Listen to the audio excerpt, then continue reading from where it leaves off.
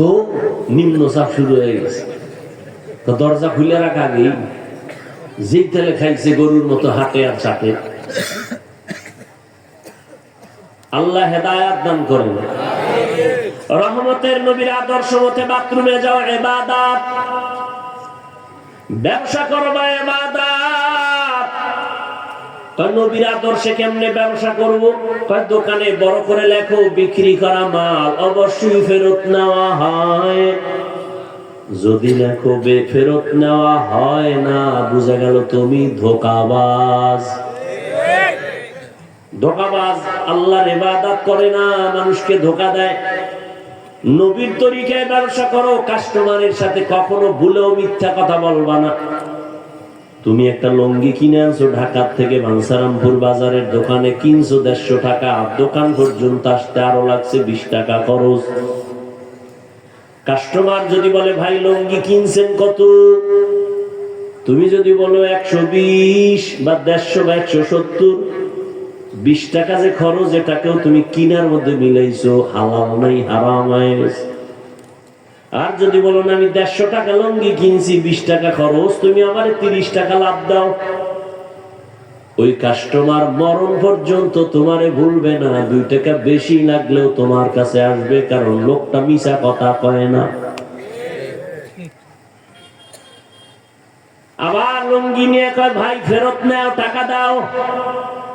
কেন কেন নাই, নেও টাকা ফিরায় নাও, লুঙ্গি ফিরায় দাও। নবী বলেন ওই যে লুঙ্গি ফিরায় রাখছো, টাকা ফিরায় দিছো, লোকটা খুশি। তুই কি পাইলি? তুই ওই লুঙ্গিটা দান করলে যে সওয়াব, ওই সওয়াব আল্লাহ তোরে দিয়ে দিবে। আর কি বরকত ব্যবসায়ীর জন্য। নবী বলেন আত-তাজিরু সুদুকুল আমিন মা'আন নাবিয়্যিন ওয়াস সিদ্দিকিন ওয়াস শুহাদা। কিয়ামতের দিন আমি নবীর সাথে তুমি জান্নাতে থাকবা। দেখছেন নি ভাই, ব্যবসা করে কি জান্নাতে যাওয়া যাবে না? রাস্তা নাই? তুমি করো আকাম, তো কেমনে জান্নাতে যাবে? 1 নাম্বার 2 নাম্বার সব উল্টা পাল্টা করে ফেলো। মানুষের সাথে মিথ্যা তো কয়, আবার কসমও খায় মিথ্যার উপর।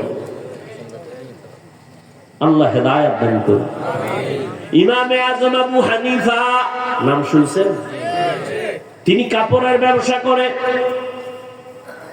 বিশাল কাপড়ের দোকান। কাপড়ের ভাঁজ কইরা পাইকারি নিয়ে আসছেন, দোকানে এসে মিলায় দেখে একটা কাপড়ের মাঝখানে ছেঁড়া, কাপড়টা আলাদা রাখছে চিহ্ন দিয়া। কর্মচারীরে কইছে এই কাপড়টা যদি কেউ নিতে চায় বইলা দিস, একটু ছিদ্র আছে, টাকা কিছু কমায় নাও। লোকে কাপড় নিয়ে গেছে, ওই ত্রুটি যে ছিল ওটা বলতে মনে নাই। ইমাম আবু হানিফা এসে কয় কাপড়টা কই? কয় বিক্রি হয়ে গেছে। বলছিলানি কাপড়ে ঝামেলা আছে? কয় মনে নাই। এবার টাকা দিয়া লোক নামায় দিছে, বাজারে এলান করো আবু হানিফার দোকান থেকে কে একটা লুঙ্গি নিছো অমুক দিন, তাড়াতাড়ি কাপড় ফেরত দাও, তোমার কাপড়ের মধ্যে সমস্যা আছে, টাকা কিছু ফেরত পাইবা। এইটা বইলা বইলা বাড়ায়। এর নাম হলো আল্লাহর ভয়, তাকওয়া, এর নাম ইবাদত। এজন্যই তো আবু হানিফার নাম সারা দুনিয়া জুড়ে স্মরণ হয়।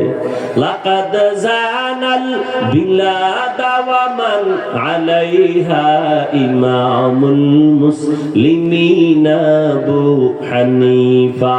বু হানিফা বুদ ইমামে বাসফা, আসরাজে উম্মতানে মুস্তাফা। ইবাদত কার জন্য? জোরে বলো। কার আদর্শে? মদিনাওয়ালা নবীর আদর্শে। কিন্তু মা বাবার বরদোয়া নিয়া না, মা বাবা বরদোয়া নিয়া না, সাবধান। নফল নামাজে দাঁড়াইছো, আম্মা জান যদি ডাক দেয়, কঠিন ভাবে যদি ডাক দেয়, নামাজ বাদ দিয়া মায়ের ডাকে সাড়া দিতে হবে, এটাও ইবাদত। মা বাবার খেদমত করো, ইবাদত। কি কেমন মা বাবার খেদমত? আল্লাহ কয় আমার পরে মা বাবার ইবাদত।